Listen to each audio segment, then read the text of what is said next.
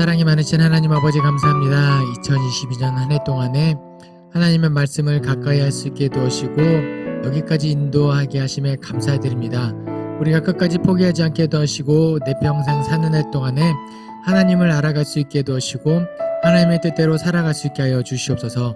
무엇보다도 겸손하게 되기를 소망하며 예수 그리스도의 이름으로 기도합니다. 아멘. 여러분, 아마도 이 느헤미야, 오늘의 강의를 느헤미야부터 욥기까지 강의를 들으시는 분들이라면 꾸준히 성경을 읽어오신 분들이라는 생각이 들어요. 아마 그럴 거예요. 아니면은 엄청난 이영호 목사의 팬이라서 강의 영상이라도 듣고 싶어서 오신 분들은 거의 없을 거라 생각합니다. 하나님의 말씀을 이제 퀴즈도 풀고 통독하는 과정 속에서 여기까지 온 걸로 저는 생각하는데, 살짝 문득 돌아보면 우리가 생각보다 성경책을 많이 읽었다라는 생각이 드실 거예요. 그렇죠? 우리가 언제부터 시작했죠? 사무엘상부터 사무엘상, 사무엘하, 열왕기상, 열왕기하, 역대상, 역대하, 에스라. 와, 생각보다 되게 많이 읽었네. 맞아요. 꾸준히 읽어 나가면 분명히 우리 성경책 일독할 수 있습니다. 여러분, 올 한 해 동안에 우리가 목표한 성경 일독을 결코 포기하지 마시고 끝까지, 이제 조만간 있으면 사순절 시작하면 조금 읽는 분량이 늘어나겠지만 그래도 우리가 성경 일독할 수 있을 때까지 끝까지 인내를 가지고 따라올 수 있었으면 좋겠습니다. 저도 최대한 성경이 재미있게 즐겁게 읽혀질 수 있도록 알찬 강의를 준비하도록 하겠습니다. 그럼 느헤미야 1장부터 욥기 4장까지 퀴즈 해설 강의 시작하겠습니다. 1번, 느헤미야가 예루살렘을 위하여 기도할 때 직책이 왕의 무엇이었다고 기록하고 있나요? 정답은 술관원이었다라고 기록하고 있죠. 술관원 하면은 이 사람의 직책이 높았을 것 같나요? 아니면 낮았을 것 같나요? 아마 그냥 느낌에 뭐 술 따라주는 사람이니까 근데 굉장히 높은 위치에 있던 사람이라고 보시면 돼요. 장관급. 뭐 술관원이 무슨 장관급이냐? 왜냐면요, 당시 왕들의 가장 큰 걱정은 누군가 나를 암살할까, 이게 가장 큰 걱정이거든요. 나를 죽이고 내 왕위를 뺏을 사람이 호시탐탐 기회를 노리는데 가장 쉬운 방법이 뭐죠? 왕이 먹는 음식에다 독 타는 거예요. 그러니까 왕이 먹는 음식을 주관하는 사람이다. 음식 또는 술, 이런 사람들은 왕의 신임을 한 몸에 받고 있고 사람들이 그 암살하는 것을 막아주는 경호까지 하면서 다 하는 거예요. 창세기에 보면은 요셉이 감옥에 갇혀 있을 때 그 술 맡은 간원장이랑 떡 맡은 간원장이 들어오잖아요. 이 사람들 왕의 입맛을 버려서 맛없는 음식을 내줬다가 감옥에 갇힌 게 아니라 정치사범이에요. 네. 그만큼 높은 위치에 있는 직책이 술 맡은 관원이라고 보시면 됩니다. 근데 그럼 여러분에게 한번 물어볼게요. 느헤미야가 당시 왕의 술 관원이었다라고 이야기하죠. 그럼 왕이 밤에 술이 먹고 싶다, 이제 개인 시간을 보낼 때 술을 먹고 싶다라고 하면은 술 친구로 누구를 부를까요? 네, 내가 믿을 만한 사람, 느헤미야를 부르는 거예요. 다른 사람을 불렀을 때 가까이 나온 사람이 나를 죽일 수 있으니까 가장 믿을 만하고 신뢰를 주는 느헤미야를 부릅니다. 그럼 느헤미야를 불렀어요. 밤에 무슨 이야기 할까요? 그 길을 가면서 저 봤던 연예인 이야기 막 이런, 소녀시대가 어땠고 소녀시대 누가 제일 이쁠까 막 이런 얘기 할까요? 아니요. 국정도 이야기할 거고 자기 고민도 할 거고 뭐 개인적인 사사로운 이야기도 하겠지만 뭔가 국정에 관한 이야기들이 하겠죠. 이때에 느헤미야가 왕의 술 맡은 관원이었더라. 예루살렘의 그 처참한 상황, 회파된 모습을 보고 슬퍼할 만한 사람이 당시에 술 관원이었다. 이거는요, 하나님이 계획하고 거기다가 앉혀 놓으신 거예요. 왕에게 느헤미야 민족에 대해서 이야기할 수 있게끔 그 당시에 술 관원장이 되어 있는 거예요. 그리고 또 한 가지, 느헤미야를 잘 읽어보시면요, 느헤미야가 동생 하나니로부터 예루살렘의 소식을 듣고 슬퍼하였다, 슬퍼할 수 있죠. 근데 왕 앞에 나가서조차 표정 관리가 안 되면 안 돼요. 수심이 있는 표정으로 왕 앞에 나가면 안 됩니다. 당시 왕들은 자기 목숨이 늘 경계를 하기 때문에 술 맡은 관원장이나 가까이 오는 사람이 수심이 있다? 그러면은 의심합니다. 그렇지 않겠어요? 지금 너 왜 지금 표정이 그러냐? 굳었냐? 나 죽일라 그러냐? 뭐 이렇게 의심하고 쫓겨날 수 있기 때문에 언제나 표정 관리, 평상심을 유지해야 되는 사람들이 왕의 측근들이에요. 그런데 겁없이 느헤미야가 왕 앞에서 수심이 가득합니다. 알아요. 느헤미야도 알아요. 내가 지금 왕 앞에서 이렇게 표정 관리가 안 되면 안 되는 걸 아는데도 불구하고 그 어쩔 수 없는 마음에, 그 슬픈 마음에 수심이 가득한데, 너무 여기서 참 멋있는 장면이 나오는데 뭐냐면요, 왕이 묻습니다. 느헤미야야, 너 원래 그런 사람이 아닌데 왜 얼굴에 수심이 가득하냐? 믿지 않는 사람이 총애하고 신뢰를 줄 수 있는 사람 느헤미야인 거예요. 어쩐 일이냐? 그러니까 왕이 죽이기에는 수심이 있는 것으로 죽이기에 아까운 것을 넘어서 그 부하의 그 고민을 해결해주고 싶게 만드는 사람이 느헤미야였다는 거예요. 그래서 느헤미야가 다 이야기하죠. 하나님께 묵도하고 기도하고 왕한테 다 이야기합니다. 자기가 왜 수심이 있는지. 그럼 왕이 다 들어주죠. 다 듣고 나서 그럼 내가 해결해 줄게. 어떻게 하면 좋겠냐. 왕이시여 나에게 물자를 내주고 어떻게 해서 나로 하여금 돌아가서 성벽을 건축하게 해주십시오 라고 해요. 왕이 오케이 하죠.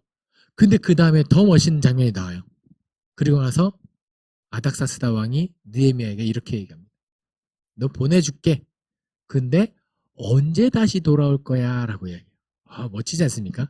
인정받는 그리스도인, 인정받는 하나님의 백성. 저는 약간 이 단락에서 우리가 좀 세상에서 그랬으면 좋겠다는 느낌이 듭니다. 내가 하나님을 믿는 사람이에요. 내가 하나님을 믿는 사람이고 하나님의 말씀 따르고 잘 살아가는데 그것을 넘어서 그것과 동시에 영향력 있는 그리스도인.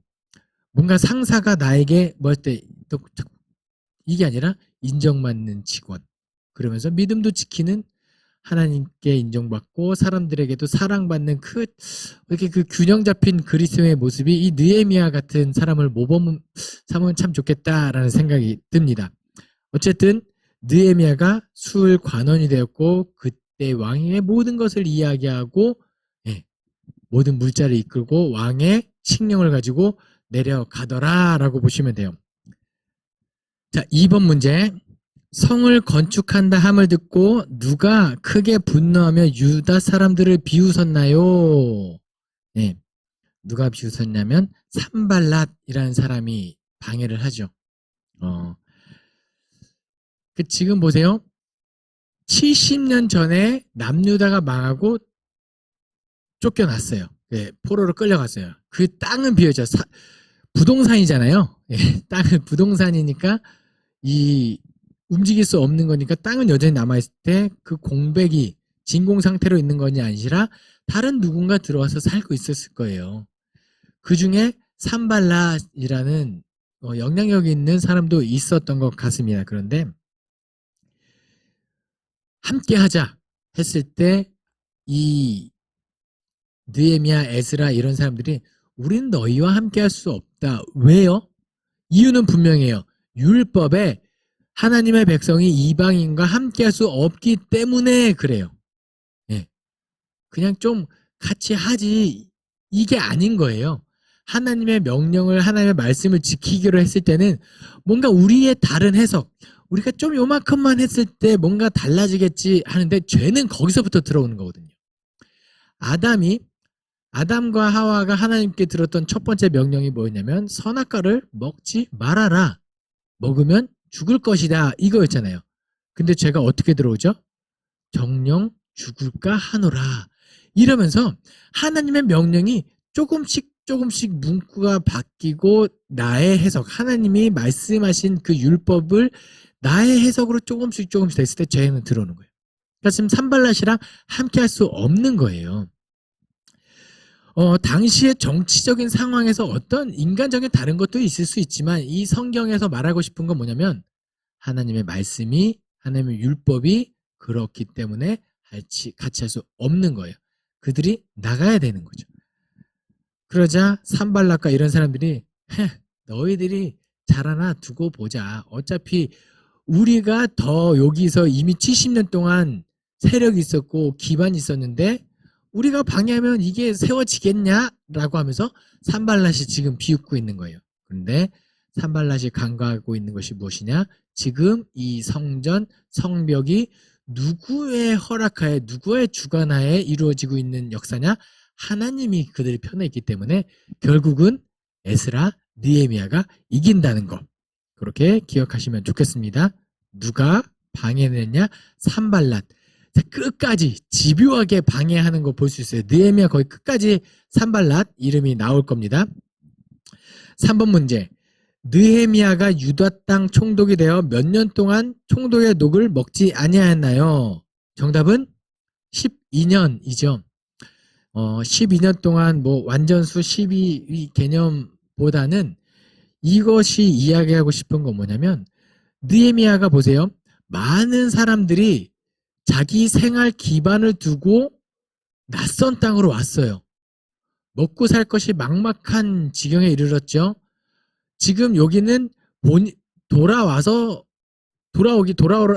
그래서 돌아오긴 했지만 여전히 식민지 상황이었고 여기서 세금을 걷어서 본국에 바쳐야 되는 그런 민족이에요.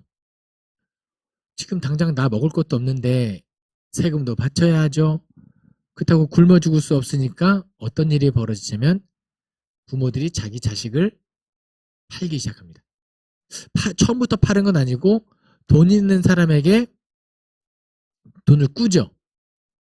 그런데 그 이자를 지금 당장의 원금 상환도 안 되고 이자도 못 갚으니까 결국엔 자기 자식들을 팔기 시작하는 거예요. 느헤미야 보니까 이제 통탄할 노릇이죠. 우리는 이방인의 손에 팔린 유다 사람들을 힘들게 돌아오게 했는데 하물며 너희가 그들을 팔게 하겠느냐, 하물며 우리의 손에 팔리게 하겠느냐, 뭐 이야기하면서 그들을 꾸짖습니다. 원래 율법에는 동족들에게 이자를 받으면 안 돼요.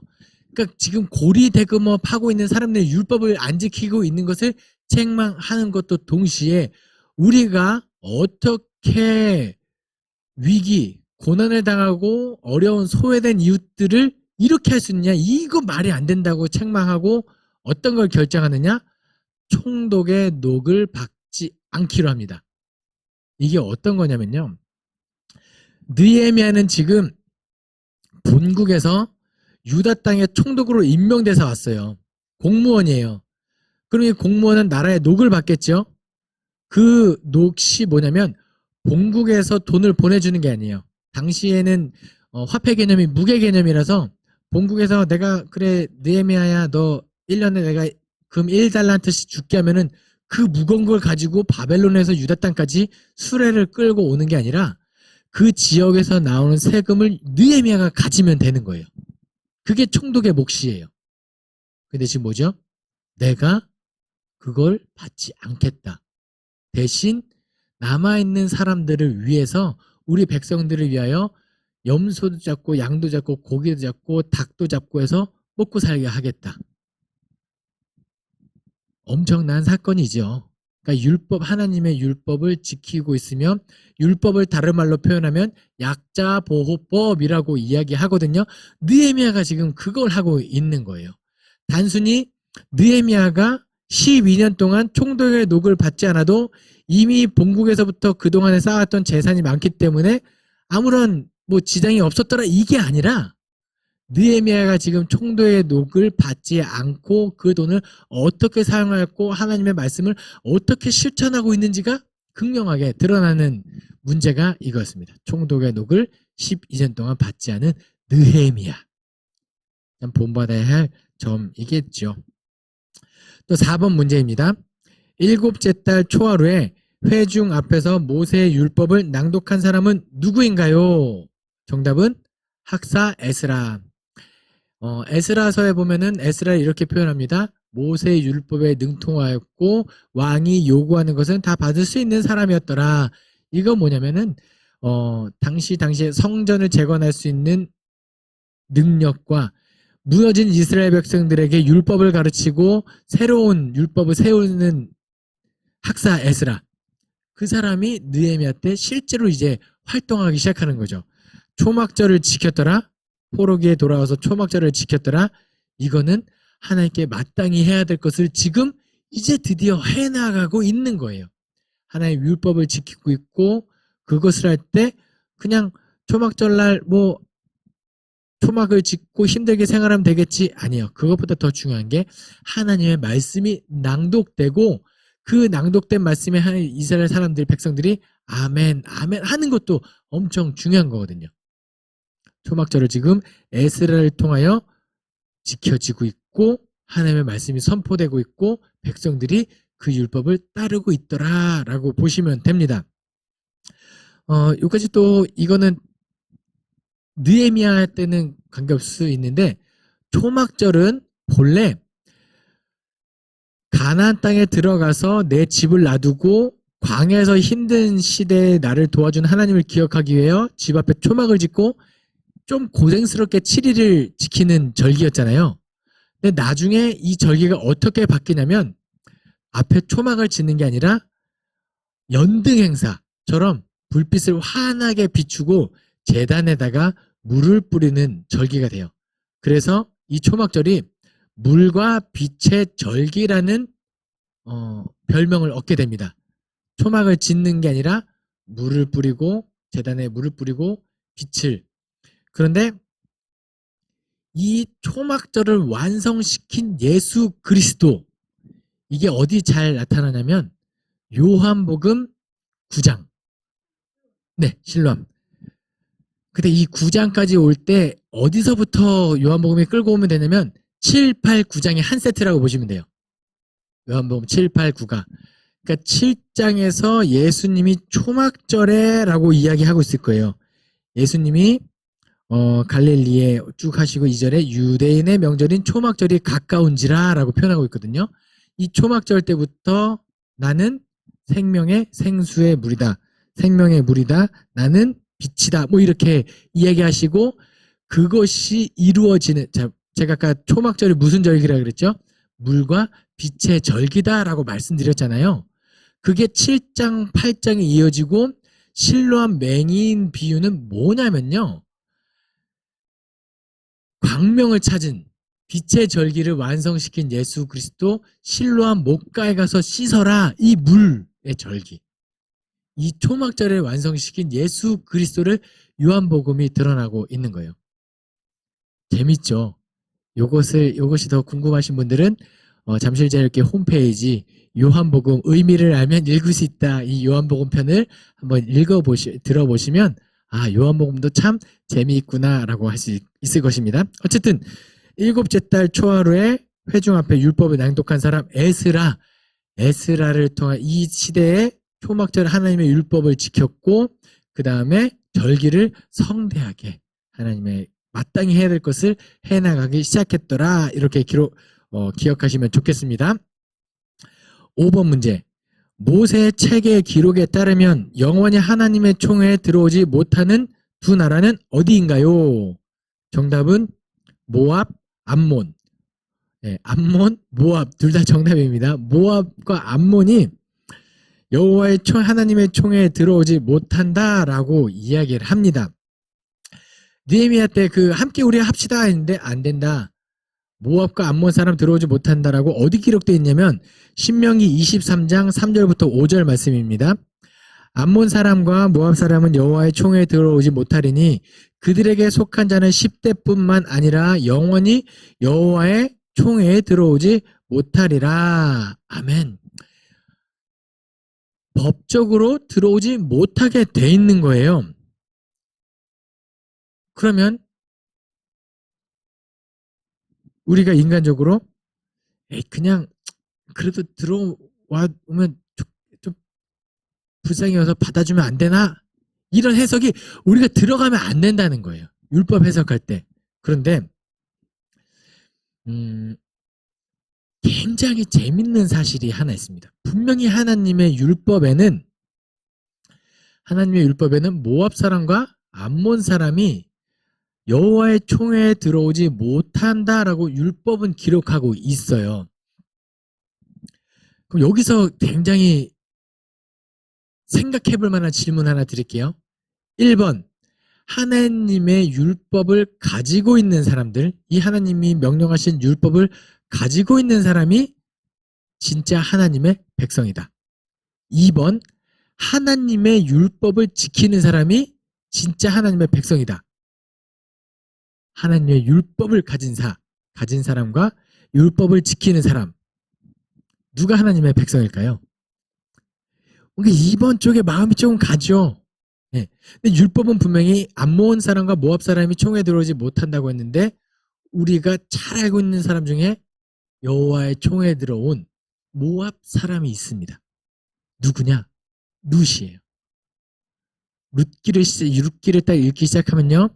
그 나오미와 그 남편과 두 아들이 베들레헴에서 살고 있다가 흉년이 들어서 어디로 피난을 가냐? 모압으로 피난을 가요. 거기서 그 첫째 아들이 룻과 결혼하죠. 근데 남편도 죽고 두 아들 다 죽으니까 두 며느리랑 엉엉 울다가 나오미가 이야기해요. 너희는 아직 젊으니까 돌아가라. 나를 두고 돌아가라 했을 때 둘째 며느리는 돌아가는데 룻이 뭐라고 이야기하면 룻이 이르되 내게 어머니를 떠나며 돌아가라 강건하지 마옵소서.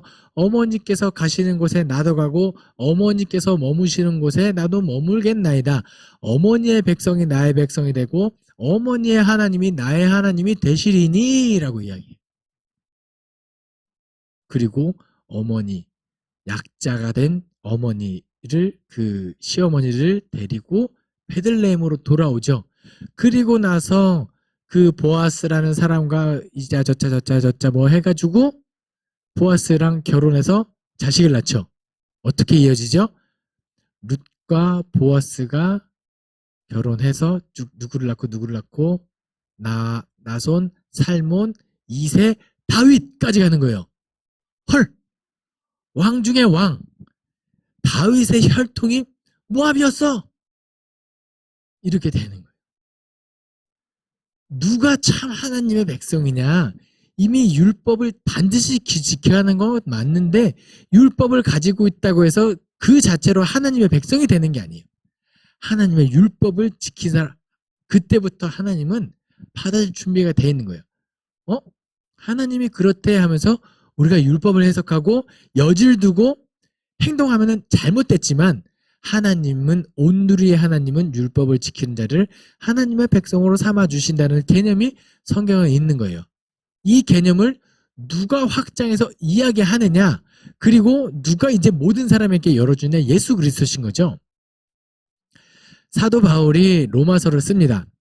로마에 있는 교인들에게 편지를 쓴 거죠. 그 교회에는 두 집단이 있어요. 유대파 그리스도인, 그 다음에 유대인과 헬라인이 있어요. 여기서 유대인은 과거의 율법을 가지고 하나님의 민족성을 갖고 있는 유대인이 있습니다. 예루살렘에 살지 않고 로마에 살고 있는 유대인이 있어요. 그 로마 교회 유대인이 있고, 또 하나는 헬라인, 유대인이 아닌 모든 이방 사람들 헬라인이라고 보시면 돼요. 사도 바울이 로마서 1, 2, 3장을 논지를 펼치는데 하고 싶은 얘기는 거예요. 모든 사람은 죄인이다. 모든 사람이 죄를 범하였으며 하나님의 영광에 이르지 못하니 모든 사람이 죄인이다. 이것을 이야기하고 싶은데 처음에 헬라인을 책망합니다. 너희가 하나님을 과거에 몰랐다고 이야기할 수 있다. 우리 하나님을 몰랐기 때문에 우리가 죄 없다 할 수 있지만 하나님의 능력과 신성이 이미 세상 가운데 편만하였고 양심이나 이런 것들을 통해서 하나님을 드러내는데 너희가 죄를 지면서 살지 않았냐? 너희 죄인이다. 헬라인 너네 죄인이야.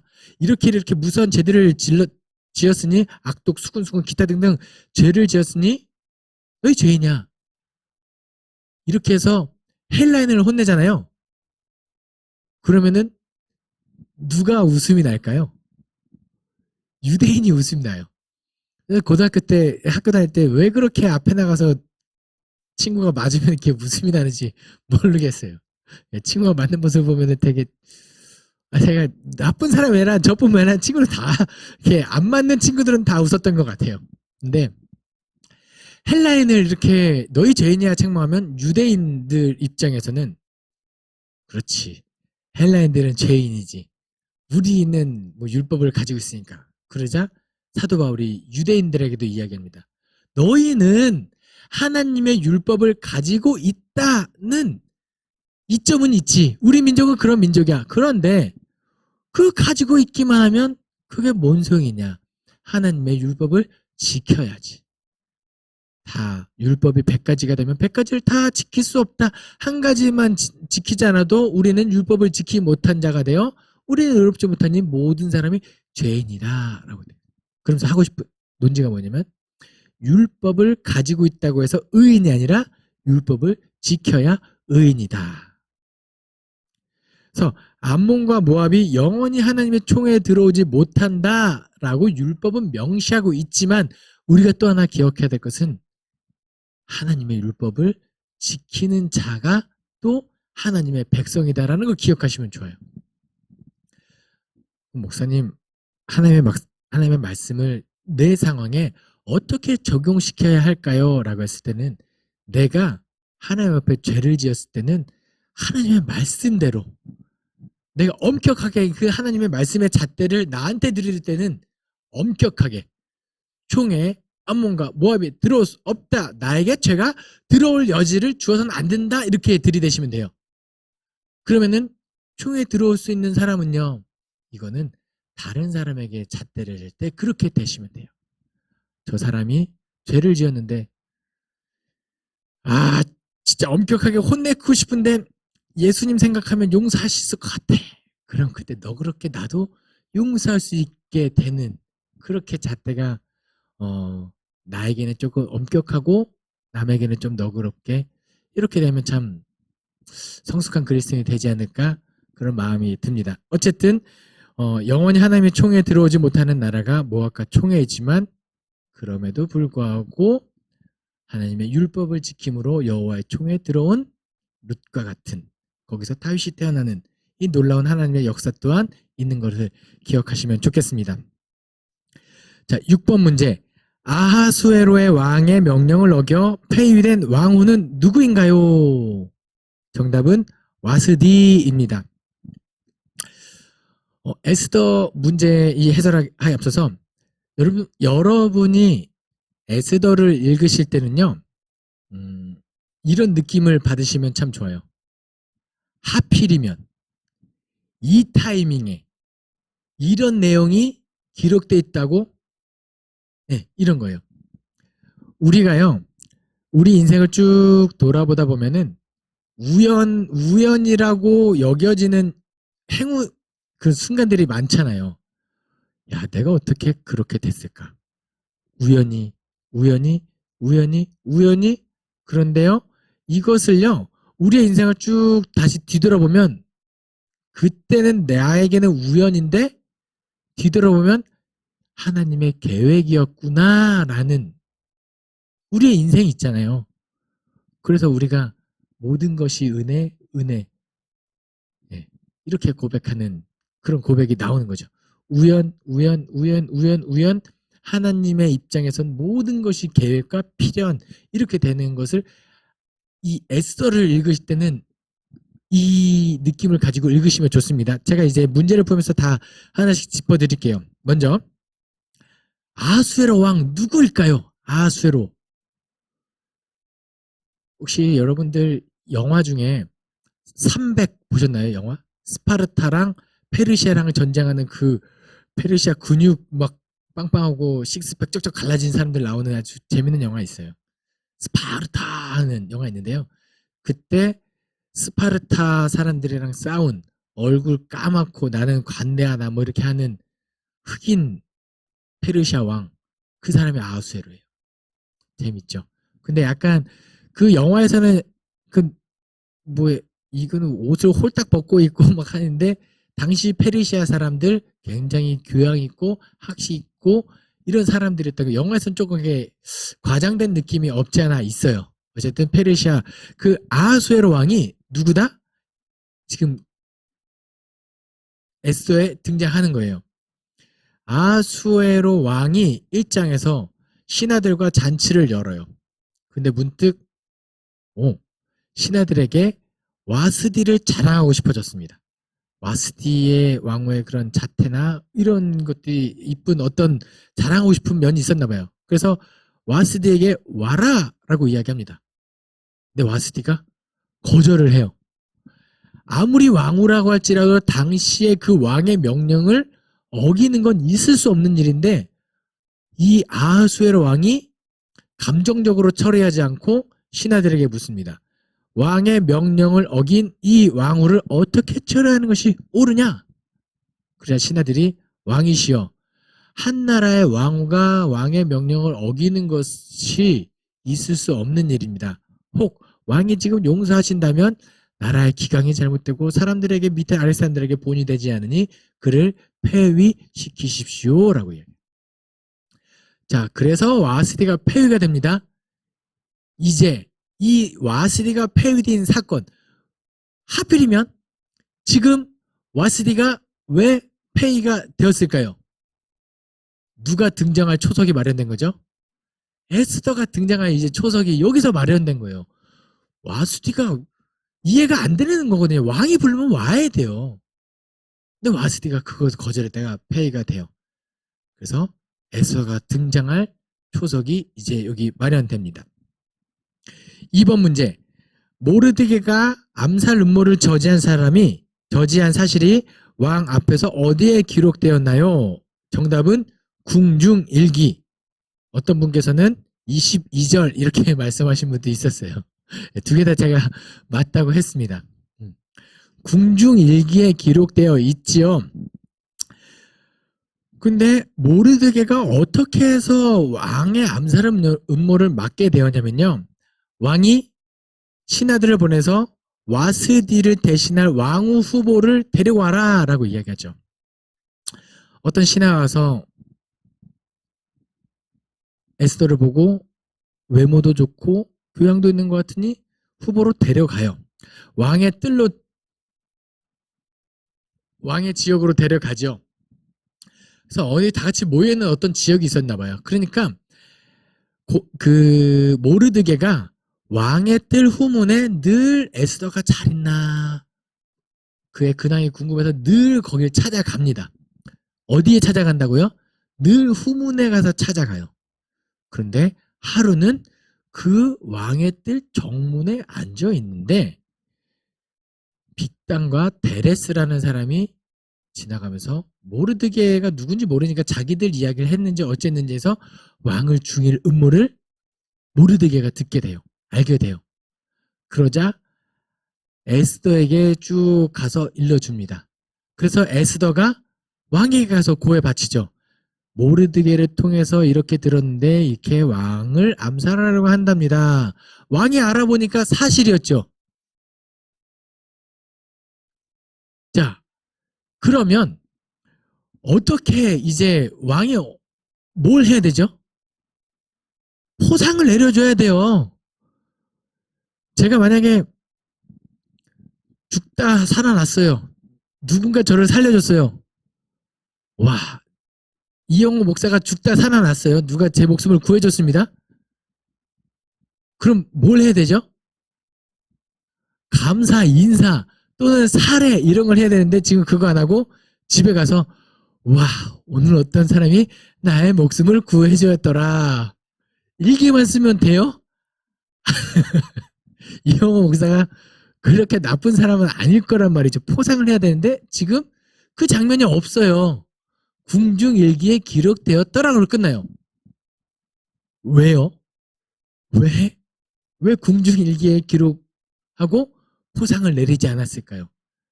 그 당시에는 이해되지 않지만 나중에 이것이 또 엄청난 민족의 구원의 초석이 되는 것을 볼 수 있어요.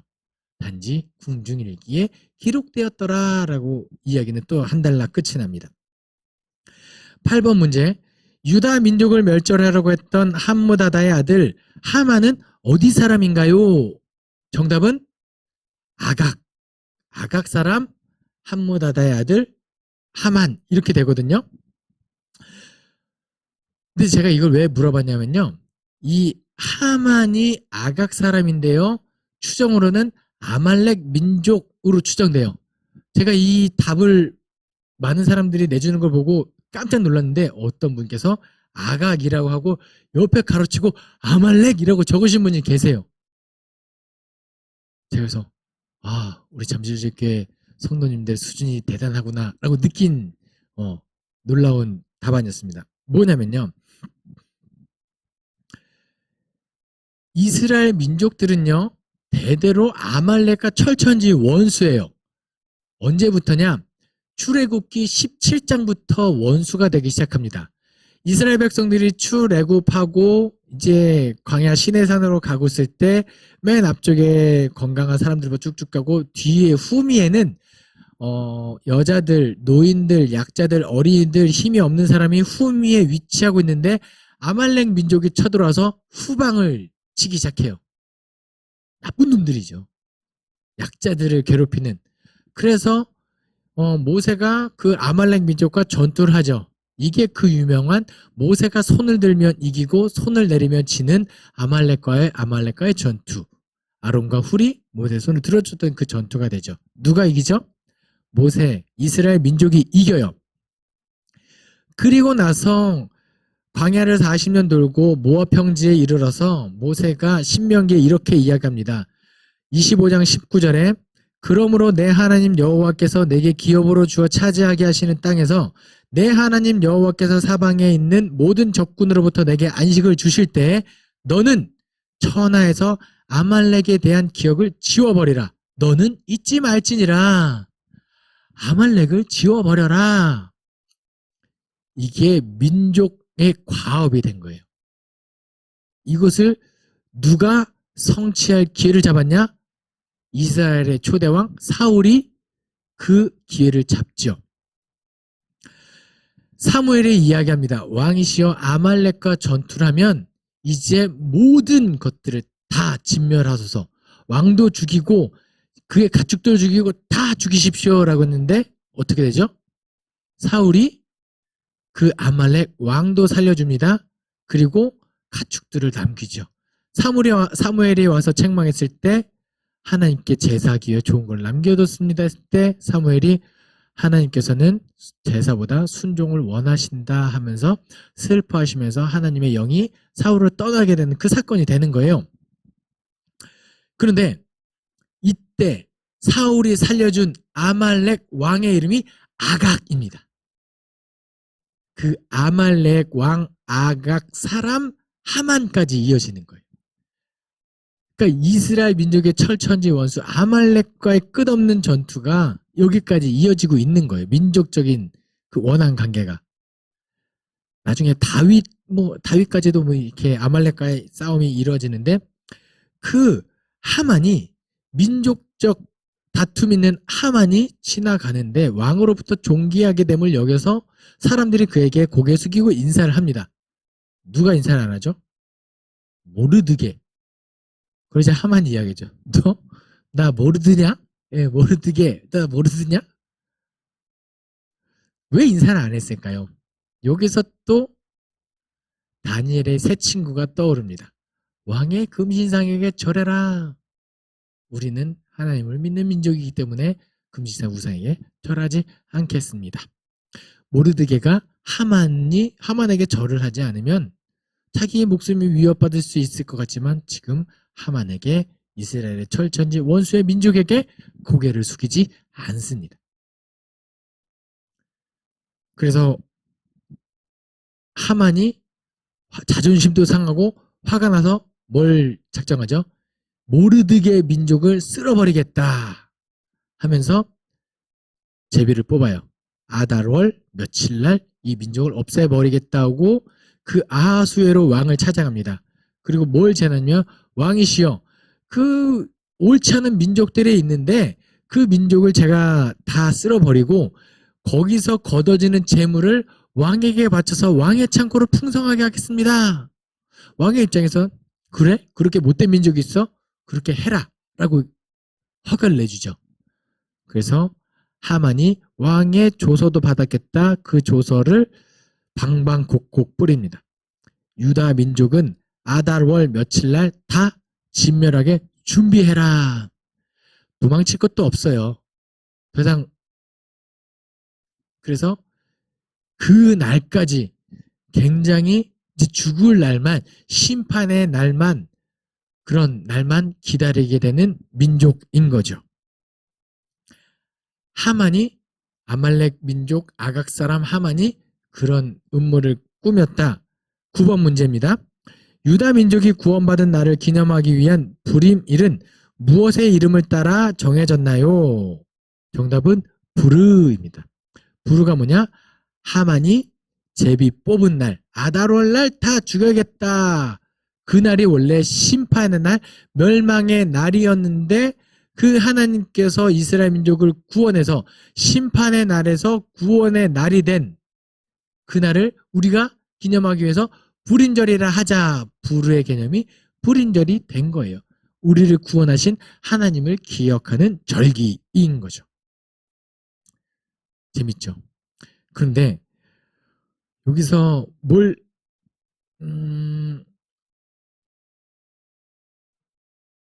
에스더에서 제가 아까 궁중일기에만 기록되었더라라고 하고 한 단락에 끝이 났다고 말씀드렸잖아요. 그러면 그 위에 어떻게 이루어지느냐? 하만이 화가 나요.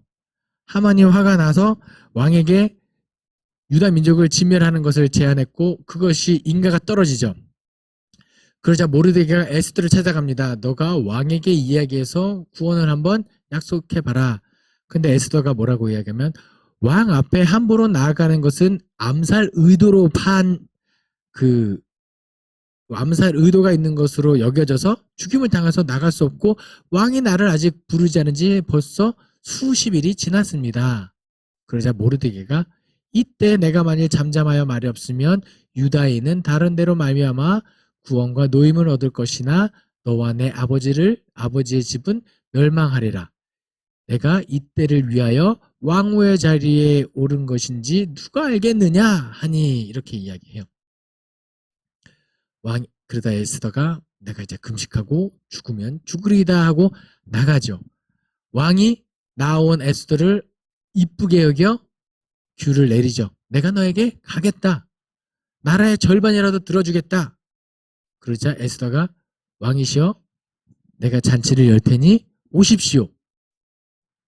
잔치에 가겠죠. 나라의 절반보다는 잔치 가는 게 훨씬 싸게 먹히니까 잔치에 가겠다. 근데 에스더가 뭐라고 얘기하냐면 하만을 함께 데리고 오십시오. 의아하죠. 그 철천지 원수 하만을 왜 데리고 오라 그랬을까? 여러분 하만이 녹록지 않은 사람이거든요. 그의 경계를 풀어야 할 그게 필요해요. 그래서 잔치의 첫째 날 잔치에 와서 좋은 막 즐겁게 잔치하고 끝나요. 너무 기분이 좋은 왕이 또 잔치 때 이야기합니다. 에스더야, 원하는 게 있으면 내가 나라의 절반이라도 주겠다. 다음번에 잔치를 또 베풀 테니 하만과 함께 오십시오. 그때 하만이 이제 경계가 다 풀어지죠. 왕도 나를 이렇게 존귀하게 대우하고 왕후도 나를 이렇게 대우하는구나. 그리고 집에 가는데 모르드게가 또 눈에 밟히는 거예요. 그러니까 야 내가 진짜 이거 모르드게 당장 어떻게 해야지 하고 집에 갔다가 모르드게를 죽일 장대에 세우고 왕한테 찾아갑니다. 왕에게 찾아오려고 할 때 그때 늦은 밤중에 왕이 무엇을 하고 있었냐? 잠이 안 오네. 책이라도 읽을까? 해서 책을 가지고 옵니다. 그 책이 무슨 책이었냐? 궁중일기가 되는 거예요. 그 일기가 뭐가 재밌겠어요. 그 일기는 남의 일기 재밌지만 일기는 읽기 싫어. 나중에 읽을게. 그래서 우리나라 책에 난중일기도 있죠. 일기는 안 읽게 되는 책인데 하필이면 그 역사책을 가지고 와서 읽어라. 읽게 되는 거예요. 근데 많은 역사책 중에서도 무슨 역사책이에요? 모르드게가 자기 목숨을 구해준 일이 기록된 역사책을 읽는 거예요. 그 얘기를. 생각해보니까 그런데 그 모르드게에게 무슨 상을 내려줬냐? 아무것도 해준 것이 없습니다. 그럼 어떻게 해주는 것이 옳으냐? 주위에 누구 이거에 대해서 조언해줄 사람을 찾아라. 명령을 내리죠. 그 늦은 밤중에 누가 왕에게 오고 있었죠? 분노한 하만이 집에 있으면 가만히 있으면 되는데 그 하만이 오고 있는 거예요. 주위에 저 바깥에 하만이 오고 있습니다. 그럼 하만을 들여라. 묻습니다. 하만아, 내가 존귀하게 하고 싶은 사람이 있는데 이 사람을 어떻게 했으면 좋겠냐? 하만이 교만해서 아이 그냥 나한테 하는 말인 것 같네. 그러면서 그 자신의 끝없는 권력욕, 왕 다음에 존귀하게 여김을 받지만 왕이 될 수 없었기 때문에 뭘 요구하죠? 왕의 옷을 입고 왕의 마차를 타고 그 성을 돌아다니며 왕의 대우를 받고 싶었던 그 욕구를 표출해냅니다. 그렇게 해주십시오. 그러자 아하수에로 왕이 모르드게에게 그렇게 해줘라. 한순간에 역전되죠. 집에 가니까 어떻게든 뭐 해결을 봐라 뭐 이렇게 보겠죠. 그리고 나서 에스더가 베푼 두 번째 잔치에 오게 됐다가 뭐 내가 원래 유다 사람이었습니다 라고 하면서 하만이 그에게 용서를 구하다가 아하수에랑 보기에 이제 네가 왕후까지 겁탈하려 하는구나 하고 하만을 하만이 세운 장대에 달아 죽이게 되는 사건 이렇게 되는 거예요. 그래서 이 모든 일련의 과정 속에서 우연의 일치 왜 유다 사람임을 밝히지 않았는지 아니 끝까지 밝히지 않은 이런 일들을 에스더는 기록하겠고 그렇게 하나님의 크신 계획의 섭리 속에서 유다 민족은 구원받았다 이거 되는 거예요. 에스더 재밌죠. 다시 한번 읽어보면 야 이랬구나 저랬구나 하면서 다시 한번 하나님의 그 구원의 계획이 얼마나 놀라운지 다시 한번 통독해 보시면 좋겠습니다. 자 마지막 10번 문제. 우스 땅에 욥이라 불리는 사람이 있었는데 그 사람은 땡땡하고 땡땡하여 하나님을 땡땡하며 땡땡에서 떠난 자더라. 정답은 뭐죠? 온전, 정직, 경외, 악. 그 사람은 온전하고 정직하여 하나님을 경외하며 악에서 떠난 자더라. 이거예요. 이제 다음 강의 때 욥에 대해 개관은 다시 쭉 설명드릴 건데요. 욥이 하고 싶은 얘기는 딱 이거예요. 욥이 고난 가운데 인내했더라. 그래서 욥의 인내를 배우자. 이것이 야고보서에서도 이야기하고 있는 중요한 주제는 맞는데요. 이 욥기를 통해서 정말 하나님께서 하고 싶은 얘기는 뭐냐면 무엇이 온전함인지 무엇이 정직한 것인지 무엇을 하나님을 경외하고 무엇이 악에서 떠난 것인지 그것을 일러주고 싶은 게 욥기인 거예요. 그런데 이게 온전 정직 하나님을 경외 악이 뭔가 여러 개의 개념을 이야기하고 있는 것 같잖아요. 근데 첫 번째 온전이라는 단어는요. 원래 지어진 대로 그렇게 돌아가다라를 의미하고 있어요. 창조된 하나님의 모습으로 돌아가는 것, 하나님과 함께하는 것을 이야기합니다. 그리고 욥기에 보면은 욥이 그렇게 고난을 쭉 받고 있을 때 고난 가운데 욥의 아내가 뭐라고 이야기하냐면 너 그렇게 하지 말고 하나님을 욕하고 죽어라 라고 이야기해요. 욥이 그것을 그 아내의 말을 듣지 않고 뭐라고 성경은 기록하냐? 욥이 하나님을 떠나지 않고 온전함을 지켰더라 라고 해요. 어떤 상황에서도 그렇고 하나님 편에 남아있는 것이 온전이에요. 그럼 정직하다라는 건 뭐냐면 하나님의 말씀 위에 바로 서 있는 것이 정직이에요. 하나님을 떠나지 않는 것이죠. 하나님을 경외한다는 것은 무엇이냐? 하나님을 존경하고 하나님을 두려워하는 것인데 누가 하나님을 경외하고 하나님을 두려워하느냐?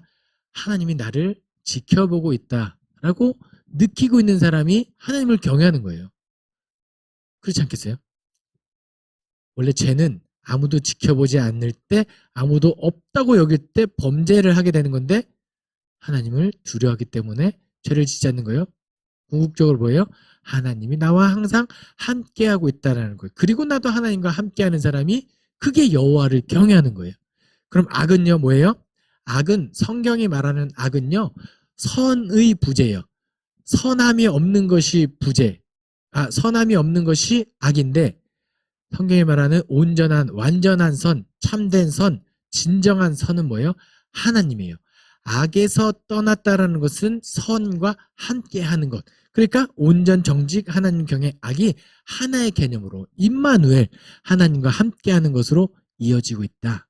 성경은 지금 욥기는 그 지혜에 대해서 어떻게 하면 하나님과 그렇게 함께할 수 있는지, 하나님의 뜻대로 살아갈 수 있는지, 그것을 가르치고 있는 정말 어려운 책, 지혜, 문학적인 요소가 많이 담겨있는 책이다.